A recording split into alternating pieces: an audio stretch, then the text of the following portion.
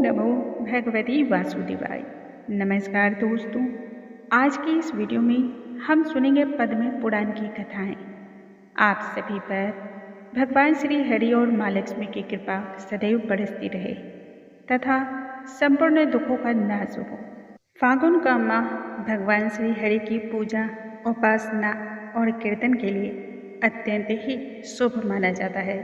इस माह में यदि आप पद्म पुराण का पाठ श्रवण करते हैं तब भगवान श्री हरि और माँ लक्ष्मी की कृपा आप पर सदैव रहती है, क्योंकि महात्म्य का श्रवण भी वही कर सकते हैं जिनकी आत्मा पवित्र हो, जो भगवान श्री हरि में विश्वास रखते हों। भगवान श्री हरि सदैव वैसे ही भक्तों को चुनते हैं। महर्षि वेद व्यास जी ने पद्म पुराण की रचना की थी। इस पद्म पुराण को वैष्णव पुराण के नाम से भी जाना जाता है।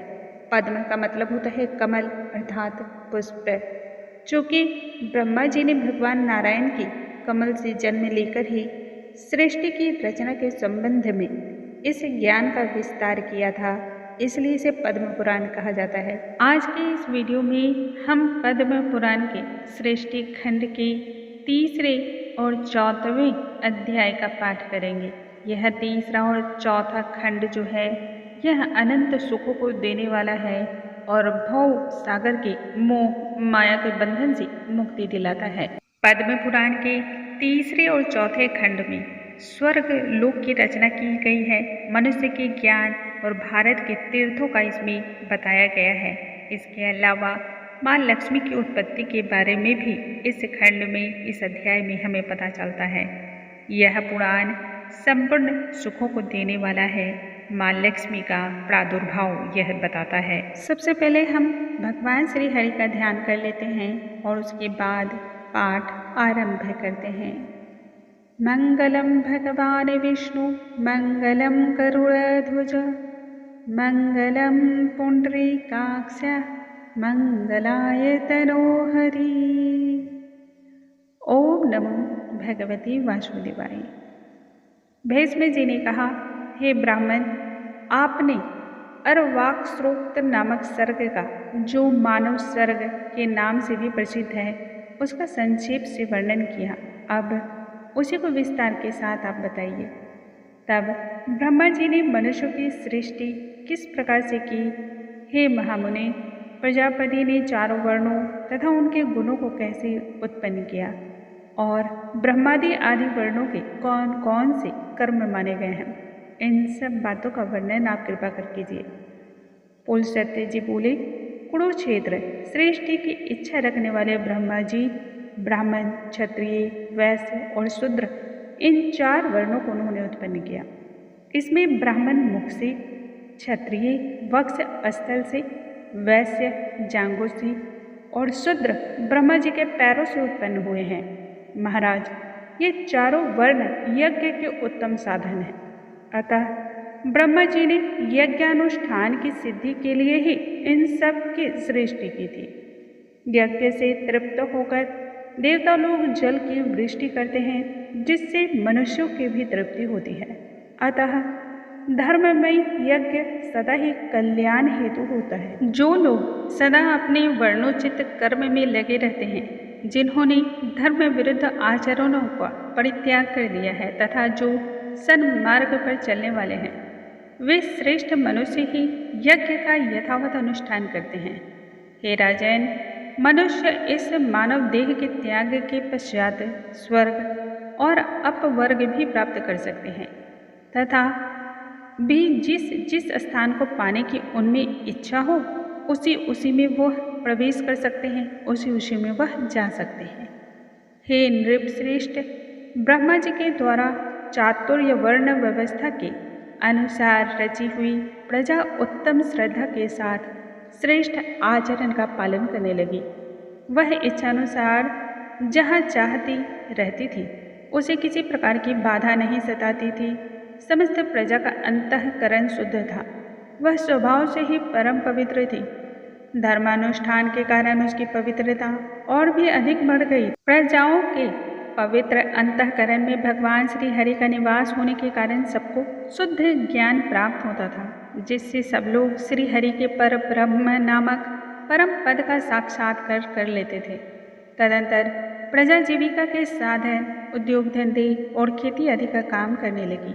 राजन धान, जौ, गेहूँ, छोटे धान्य, तिल, कंगनी, ज्वार, कोदो, उड़द, मसूर, मूंग, चना, मटर, कुल्थी, अरहर, चना, इस प्रकार की ये 17 ग्रामीण अन्नों की जातियां हैं। ग्रामीण और जंगली दोनों प्रकार के मिलकर के 14 अन्न यज्ञ के उपयोग में आने वाले माने गए हैं। उनके नाम इस तरह हैं: धान, जौ, उड़द, गेहूँ, महीन धान, तिल, 7वीं कैंगनी और 8वीं कुल्थी ये ग्रामीण अन्न हैं तथा शावा, तिन्नी का चावल, जड़ तिल, गवेथू, वेणुयव और मक्का यह 6 जंगली अन्न हैं। ये 14 अन्न यज्ञानुष्ठान की सामग्रियां हैं तथा यज्ञ ही इनकी उत्पत्ति का प्रधान हेतु है। यज्ञ के साथ ये अन्न प्रजा की उत्पत्ति और वृद्धि के परम कारण है। इसलिए इहलोक और परलोक के ज्ञाता विद्वान पुरुष इन्हीं के द्वारा यज्ञों का अनुष्ठान करते रहते हैं। नृपश्रेष्ठ, प्रतिदिन किया जाने वाला यज्ञ का अनुष्ठान मनुष्यों का परम उपकारक तथा उन्हें शांति प्रदान करने वाला होता है। कृषि आदि जीविका के साधनों के सिद्ध हो जाने पर प्रजापति ने प्रजा के स्थान और गुणों के अनुसार उनमें धर्म मर्यादा की स्थापना की। फिर वर्ण और आश्रमों के पृथक पृथक धर्म निश्चित किए तथा स्वधर्म का भली भांति पालन करने वाले सभी वर्णों के लिए पुण्यमय लोकों की रचना की। योगियों को अमृत स्वरूप ब्रह्मधाम की प्राप्ति होती है, जो कि परम पद माना जाता है। जो योगी सदा एकांत में रह करके यत्नपूर्वक ध्यान में लीन रहते हैं, उन्हें वह उत्कृष्ट पद की प्राप्ति होती है, जिसका ज्ञानी जन ही साक्षात कर पाते हैं। तामिश्र, अंध तामिश्र, महारौरव, रौरव, घोर असी, पत्रवन, कालसूत्र और अविचिमान आदि जो नरक हैं, वेदों की निंदा, यज्ञों का उच्छेद तथा अपने धर्म का परित्याग करने वाले पुरुषों के स्थान बताए गए हैं। ब्रह्मा जी ने पहले मन के संकल्प से ही चराचर प्राणियों की सृष्टि की, किंतु जब इस प्रकार उनकी सारी प्रजा पुत्र पौत्र आदि इनसे अधिक न बढ़ सकी, तब उन्होंने अपने ही सदृश अन्य मानस पुत्रों को उत्पन्न किया, जो उनके नाम इस प्रकार से हैं: भृगु, पुलह, क्रतु, अंगिरा, मरीचि, दक्ष, अत्रि, वशिष्ठ। पुराण में 9 ब्रह्मा निश्चित किए गए हैं। इन भृगु आदि के पहले जिन सनंदन आदि पुत्रों को ब्रह्मा जी ने जन्म दिया था, उनके मन में पुत्र उत्पन्न करने की इच्छा नहीं हुई, इसलिए वे सृष्टि रचना के कार्य में नहीं फंसे। उन सबको स्वभावतः विज्ञान की प्राप्ति हो गई थी।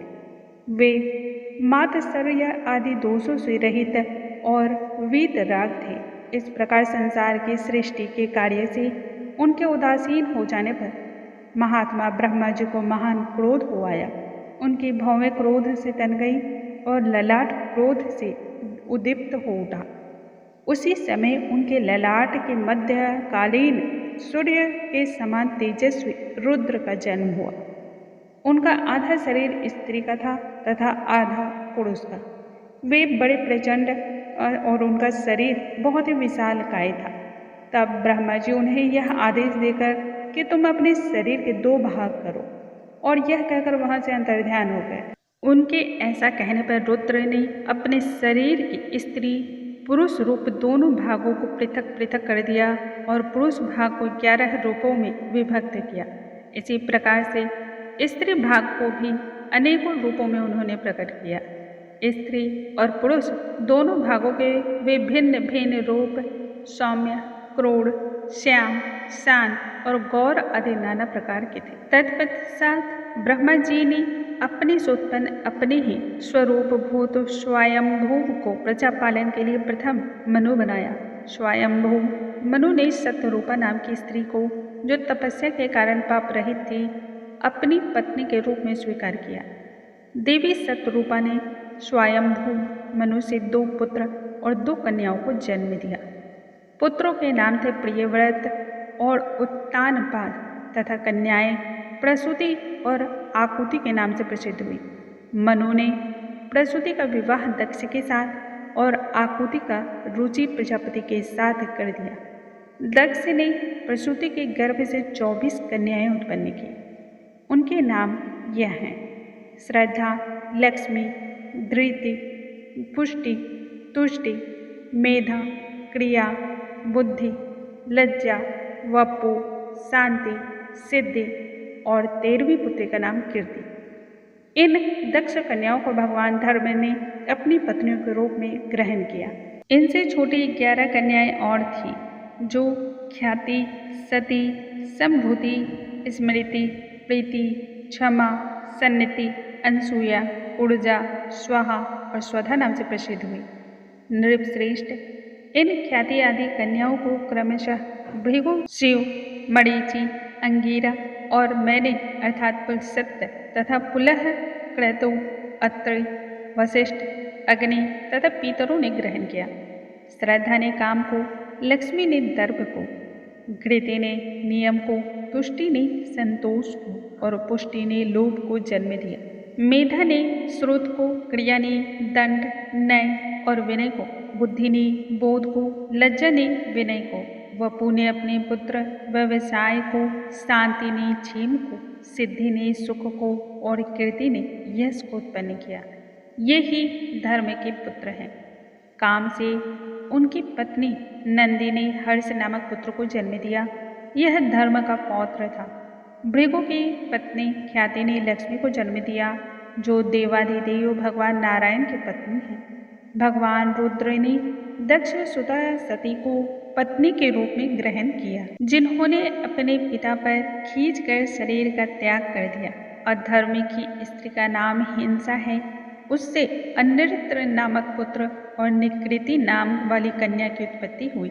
फिर उन दोनों ने भय और नरक नामक पुत्र और माया तथा वेदना नाम की कन्याओं को उत्पन्न किया। माया भय की और वेदना नरक की पत्नी हुई। उनमें से माया ने समस्त प्राणियों के संहार करने वाली मृत्यु नामक पुत्र को जन्म दिया और वेदना से नरक के अंश से दुख की उत्पत्ति हुई। फिर मृत्यु से व्याधि, जरा, शोक, तृष्णा और क्रोध का जन्म हुआ। ये सभी अधर्म स्वरूप हैं और दुखोत्तर नाम से प्रसिद्ध हैं। इनके ना तो कोई स्त्री है, ना ही पुत्र। ये सब के सब नैष्टिक ब्रह्मचारी हैं। राजकुमार भीष्म ये ब्रह्मा जी के रौद्र रूप हैं और यही संसार के नित्य प्रलय में कारण होते हैं। भीष्म जी आगे कहते हैं, मुने, मैंने तो सुना था लक्ष्मी जी क्षीर समुद्र से प्रकट हुई है। फिर आपने यह कैसे कहा कि वे भृगु की पत्नी ख्याति के गर्भ से उत्पन्न हुई? इस पर पुलस्त्य जी कहते हैं, राजन, तुमने मुझसे जो प्रश्न किया उसका उत्तर अब सुन लो। लक्ष्मी जी के जन्म का संबंध समुद्र से है। यह बात मैंने भी ब्रह्मा जी के मुख से सुन रखी है। एक समय की बात है, दैत्यों और दानवों ने बड़ी भारी सेना लेकर देवताओं पर चढ़ाई की। उस युद्ध में दैत्यों के सामने देवता परास्त हो गए। तब इंद्र आदि संपूर्ण देवता अग्नि को आगे करके ब्रह्मा जी की शरण में जा पहुँचे। वहाँ उन्होंने अपना सारा हाल ठीक ठीक यथावत कह सुनाया। इस पर ब्रह्मा जी ने कहा, तुम लोग मेरे साथ साथ भगवान की शरण में चलो। यह कहकर वे संपूर्ण देवताओं को साथ लेकर के क्षीर सागर के उत्तर तट पर जा पहुँचे। भगवान वसुदेव को संबोधित करके बोले, हे विष्णु, शीघ्र उठिए और इन देवताओं का कल्याण कीजिए। आपकी सहायता न मिलने से दानव इन्हें बार बार परास्त करते हैं।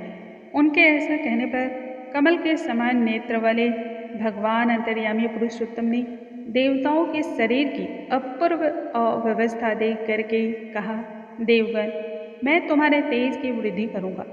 मैं जो उपाय बतलाता हूँ उसे तुम लोग अवश्य करो। देवताओं के साथ तब मिल करके सब प्रकार की औषधियाँ ले आओ और उन्हें क्षीर सागर में डाल दो। फिर मंदराचल को मथाने और वासुकी नाग को रस्सी बनाकर समुद्र का मंथन करते हुए उससे अमृत निकालो। इस कार्य में मैं तुम लोगों की सहायता करूँगा। समुद्र का मंथन करने पर जब उससे अमृत निकलेगा तब उसका पान करने से तुम लोग बलवान और अमर हो जाओगे। देवादिदेव भगवान के ऐसा कहने पर संपूर्ण देवता दैत्यों के साथ संधि करके अमृत निकालने के यत्न में लग गए। देव, दानव और दैत्य सब मिलकर सब प्रकार की औषधियाँ ले आए और उन्हें क्षीर सागर में डालकर मंदराचल को मथाने एवं वासुकी नाग को रस्सी बनाकर बड़े वेग से समुद्र का मंथन करने लगे। भगवान विष्णु की प्रेरणा से सब देवता एक साथ रहकर वासुकी की पूंछ की ओर हो गए और दैत्यों को उन्होंने वासुकी के सिर की ओर खड़ा कर दिया। भीष्म जी वासुकी के मुख की सांस तथा विषाग्नि से झुलस जाने के कारण सब दैत्य निस्तेज और निष्प्राण के समान हो गए। क्षीर समुद्र के बीच में ब्रह्मवेत्ताओं में श्रेष्ठ भगवान ब्रह्मा तथा महातेजस्वी महादेव जी कच्छ रूप धारण कर श्री विष्णु भगवान के पीठ पर खड़े होकर के अपनी भुजाओं से कमल की भांति मंदराचल को पकड़े हुए थे तथा स्वयं भगवान श्री हरि कुर्म रूप धारण करके क्षीर सागर के भीतर देवताओं और दैत्यों के बीच स्थित थे। वे मंदराचल को अपनी पीठ पर लिए हुए डूबने से बचाते थे। तदंतर जब देवताओं और दानवों ने क्षीर समुद्र का मंथन आरंभ किया तब पहले पहल उससे देव पूजित सुरभि अर्थात कामधेनु का आविर्भाव हुआ, जो हविष्य अर्थात घी दूध की उत्पत्ति का स्थान माना गया। तत्पश्चात वारुणी देवी प्रकट हुई, जिसे मंदिरा कहते हैं, जिसके मद भरे नेत्र घूम रहे थे। वह पग पग पर लड़खड़ाती चल रही थी। उसे अपवित्र मान करके देवताओं ने त्याग दिया। तब वह असुरों के पास गई और बोली, दानवों, मैं बल प्रदान करने वाली देवी हूँ, तुम मुझे ग्रहण कर लो। और इस पर दैत्यों ने उसे ग्रहण कर लिया। इसके बाद उन्होंने पुनः मंथन आरंभ किया और इस बार पारिजात वृक्ष का जन्म हुआ, जो अपनी शोभा से देवताओं का आनंद बढ़ाने वाला था। तदंतर 60 करोड़ अप्सराएं प्रकट हुई, जो देवता और दानवों की सामान्य रूप से भोग्य हैं। जो लोग पुण्य कर्म करके देवलोक में जाते हैं, उनका भी उनके ऊपर समान अधिकार होता है। अप्सराओं के बाद शीतल किरणों वाले चंद्रमा का प्रादुर्भाव हुआ, जो देवताओं को आनंद प्रदान करने वाले थे। चंद्रमा को देखते ही भगवान शंकर ने उन्हें अपने लिए मांगते हुए कहा, देवताओं, ये चंद्रमा मेरी जटाओं के आभूषण होंगे, अतः मैंने इन्हें अपने लिए ले लिया। ब्रह्मा जी ने तब बहुत अच्छा कह करके शंकर जी की बात का सहमति में अनुमोदन किया। तत्पश्चात कालकूट नामक भयंकर विष का जन्म हुआ। उससे देवता और दानव सबको बड़ी पीड़ा हुई। तब महादेव जी ने उसे स्वेच्छा से उस विष का पान किया। उसके पीने से उनके कंठ में काला दाग पड़ गया और तभी से वे महेश्वर नीलकंठ कहलाने लगे। क्षीर सागर से निकले हुए उस विष का जो अंश पीने से बच गया था, उसे नागों ने ग्रहण कर लिया। तदंतर अपने हाथ में अमृत से भरा हुआ कमंडलू लिए हुए धन्वंतरी जी प्रकट हुए। उन्होंने श्वेत वस्त्र धारण कर रखा हुआ था। वैदराज के दर्शन से सबका मन स्वस्थ एवं प्रसन्न हो गया। उसके बाद उस समुद्र से उच्च श्रवक घोड़ा और ऐरावत नामक हाथी, ये दोनों ही प्रकट हुए। तत्पश्चात क्षीर सागर से लक्ष्मी का प्रादुर्भाव हुआ, जो कि खिले हुए कमल पर विराजमान थी तथा उनके हाथों में कमल का पुष्प था। उनकी प्रभा चारों ओर छिटक रही थी। उस समय महर्षियों ने श्री सूक्त का पाठ करते हुए बड़ी प्रसन्नता के साथ उनका स्तवन किया। साक्षात क्षीर समुद्र ने दिव्य पुरुष के रूप में प्रकट होकर के लक्ष्मी जी को एक सुंदर माला भेंट की, जिसके कमल कभी मुरझाते नहीं थे। विश्वकर्मा ने उनके समस्त अंगों में आभूषण को पहना दिया। स्नान के पश्चात दिव्य माला और दिव्य वस्त्र धारण करके जब वे सब प्रकार के आभूषणों से विभूषित हुए, तब इंद्र आदि देवता तथा विद्याधर आदि ने भी उन्हें प्राप्त करने की इच्छा जाहिर की। तब ब्रह्मा जी ने भगवान विष्णु से कहा, हे वसुदेव, मेरे द्वारा दी गई इस लक्ष्मी देवी को आप ही ग्रहण करें। मैंने देवताओं और दानवों को मना कर दिया है, वे इन्हें पाने की इच्छा अब नहीं करेंगे। आपने जो स्थिरतापूर्वक इस समुद्र मंथन के कार्य को संपन्न किया है, इससे आप पर मैं बहुत अधिक संतुष्ट हूँ। यूँ कह करके ब्रह्मा जी लक्ष्मी जी से बोले, हे देवी, तुम भगवान केशव के पास जाओ और मेरे दिए हुए पति को पाकर अनंत वर्षों तक आनंद का उपभोग करो।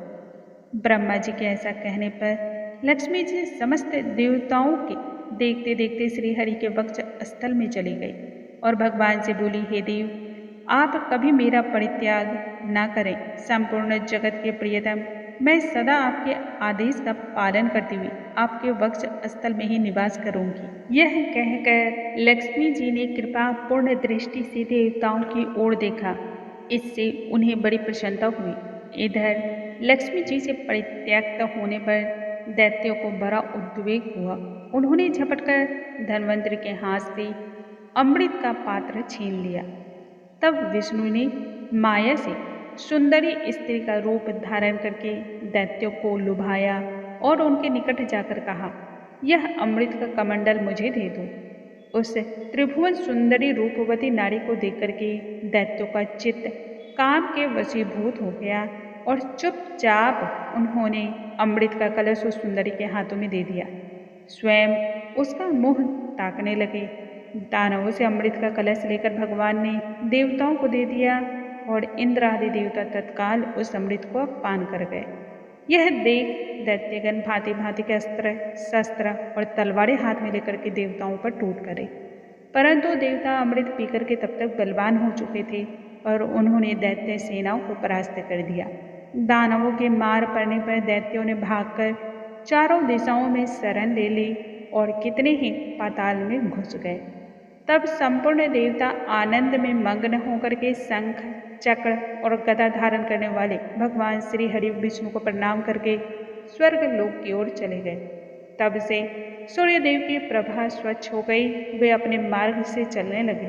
भगवान अग्निदेव भी मनोहर दीप्ति से युक्त हो प्रज्वलित होने लगे तथा सभी प्राणियों का मन धर्म में संलग्न रहने लगा। भगवान विष्णु से सुरक्षित होकर के संपूर्ण त्रिलोकी श्री संपन्न हो गया।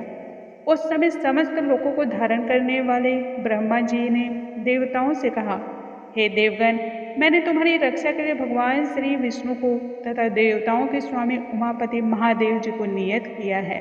वे दोनों तुम्हारे योग क्षेम का निर्वाह करेंगे। तुम सदा उनकी उपासना करते रहना, क्योंकि वे तुम्हारा कल्याण करने वाले हैं।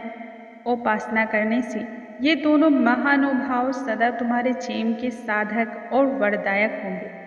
यूँ कहकर भगवान ब्रह्मा अपने धाम को चले गए और उनके जाने के बाद इंद्र ने देवलोक की राह पकड़ ली। तत्पश्चात श्री हरि और शंकर जी भी अपने अपने धाम की ओर चल पड़े। भगवान शंकर कैलाश की ओर और श्री हरि वैकुंठ धाम की ओर चले। तदंतर देवराज इंद्र इन तीनों लोकों की रक्षा करने लगे। हे महाभाग, इस प्रकार लक्ष्मी जी क्षीर सागर से ही प्रकट हुई थी। यद्यपि वे सनातनी देवी है, तो भी एक समय भृगु की पत्नी ख्याति के गर्भ से भी उन्होंने जन्म को ग्रहण किया था। इस प्रकार से आज के इस वीडियो में हमने पद्म पुराण के सृष्टि खंड के तीसरे और चौथे अध्याय का पाठ किया है और यहीं पर हम पाठ को समाप्त भी करते हैं। यह एक ऐसा पाठ है, यह एक ऐसा महात्म्य है जिसके बारे में जितना बोला जाए, जितना श्रवण किया जाए, वह सभी बहुत ही कम लगता है। इस अमृतमयी श्लोक का पाठ करने मात्र से ही मनुष्य को दीर्घकालीन तक सुख की प्राप्ति होती है। भगवान श्री हरि के नामों का ध्यान करना, उनके नामों का जागरण कीर्तन करना, उनके महात्म्य का श्रवण करना मनुष्य को सभी प्रकार के दुखों से दूर रखता है और जन्म जन्मांतर तक उसे सुख की प्राप्ति कर देता है। यह एक ऐसा अमृत कलश है जिसे पीने के बाद भी प्यास बुझती नहीं है, बल्कि और जानने की इच्छा प्रबल होती है। भगवान श्री हरि को जिस दिन आप अत्यधिक और अंतर मन से स्वीकार करने लगेंगे, उनकी विषयों को समझने लगेंगे, उस दिन आपका पूरा जीवन ही बदल जाएगा। दोस्तों, आज का वीडियो हम यहीं पे समाप्त करते हैं।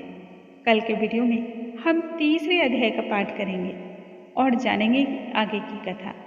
कमेंट बॉक्स में ओम नमो भगवते वासुदेवाय लिखना बिल्कुल न भूलें। भगवान श्री हरि और माँ लक्ष्मी की कृपा आप पर और आपके समस्त परिवार पर सदैव बनी रहे। दोस्तों, इसे अधिक से अधिक शेयर करना बिल्कुल न भूलें, क्योंकि ज्ञान बांटने से पुण्य की प्राप्ति होती है। भगवान श्री हरि इससे प्रसन्न होते हैं और भक्तों को आशीर्वाद देते हैं। अगले वीडियो में हम फिर से मिलेंगे, तब तक के लिए नमस्कार दोस्तों।